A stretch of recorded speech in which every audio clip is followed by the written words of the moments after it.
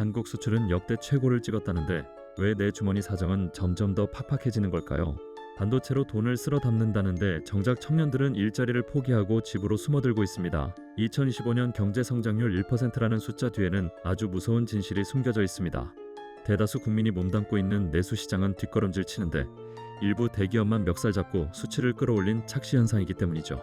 수도권 핵심지의 집값은 하늘 높은 줄 모르고 치솟지만 지방은 소멸을 걱정해야 하고 우리가 쥐고 있는 현금의 가치는 아이스크림처럼 녹아내리는 2026년. 과연 대한민국 경제의 진짜 민낯은 무엇이고 우리는 어떻게 살아남아야 할까요? 지금부터 그 불편한 진실을 낱낱이 파헤쳐 보겠습니다. 먼저 지금의 경제 지표에 속으시면 안 됩니다. 겉으로 보면 온갖 악재 속에서도 선방한 것처럼 보입니다.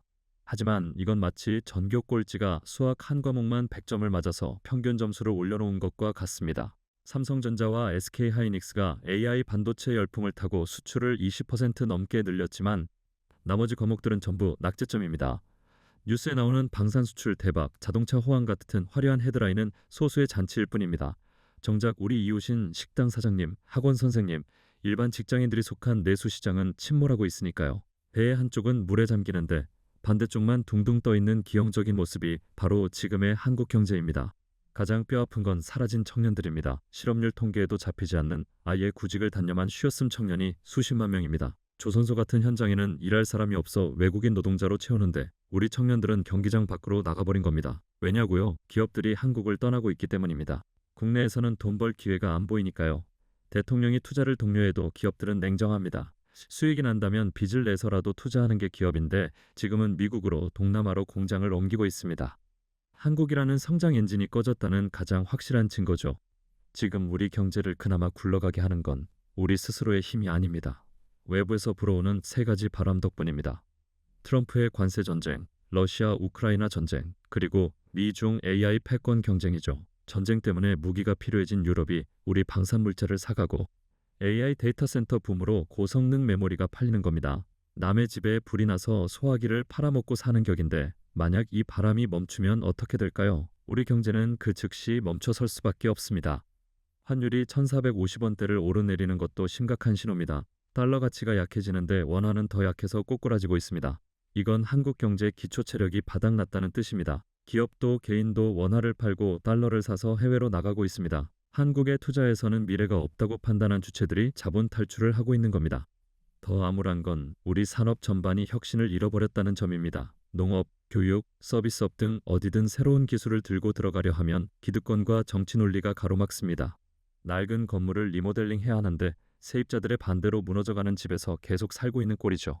그 사이 중국은 철강, 석유화학, 자동차까지 우리 턱 밑까지 쫓아왔습니다. 2026년 가장 큰 리스크는 바로 중국입니다. 미국과 일본이 대만 문제로 중국을 압박하면 중국은 한국을 타깃으로 보복할 가능성이 큽니다. 과거 사드 사태는 예고편일 수 있습니다. 진짜 무서운 건 히토류입니다. 우리 반도체, 전기차, 방산무기 모든 곳에 히토류가 들어갑니다. 중국이 만약 히토류 수출을 통제한다면 한국의 주력 산업은 그날로 마비됩니다. 대체제를 찾는 데는 수년이 걸리고 환경 오염 문제로 국내 생산도 불가능합니다. 중국이 이 카드를 다 쥐고 있다는 것 자체가 우리에겐 시한폭탄입니다. 그렇다면 금리와 부동산은 어떻게 될까요? 미국은 금리를 내리고 싶어 하지만 막대한 재정 지출 때문에 국채를 찍어내야 합니다. 국채가 쏟아지면 금리는 다시 오릅니다. 이 모순적인 상황에서 금리는 출렁일 것이고 자산시장의 양극화는 더 심해질 겁니다. 서울 핵심지와 지방의 격차는 이제 되돌릴 수 없습니다. 이미 그려진 그림 위에 덧칠만 하는 수준이라 지방 균형 발전은 사실상 불가능에 가깝습니다. 결국 2026년 생존법은 각자 도생과 현명한 투자뿐입니다. 현금만 쥐고 있으면 가난해집니다. 정부가 돈을 풀수록 화폐 가치는 쓰레기가 되고 자산 가격은 오를 테니까요. 하지만 몰빵은 금물입니다. 한국과 미국, 실물과 디지털, 공격과 방어로 자산을 철저히 쪼개야 합니다. 잘 모르겠다면 시장 전체를 사는 ETF가 답입니다. AI와 로봇, 에너지 인프라처럼 세상이 변하는 흐름에 올라타야 합니다. 공급이 한정된 금과 기축통화인 달러 역시 내 자산을 지키는 방패가 되어줄 겁니다. 국가가, 정치가 내 삶을 구해줄 거란 기대는 잠시 접어두셔야 합니다. 내부 엔진이 꺼진 한국 경제에서 개인이 할 수 있는 유일한 준비는 관심을 갖는 겁니다. 단돈 10만 원이라도 투자를 시작해보세요. 내 돈이 들어가야 뉴스가 보이고 세상 돌아가는 판이 읽힙니다. 그것이 2026년 다가오는 거대한 파도 속에서 침몰하지 않고 살아남는 유일한 방법입니다.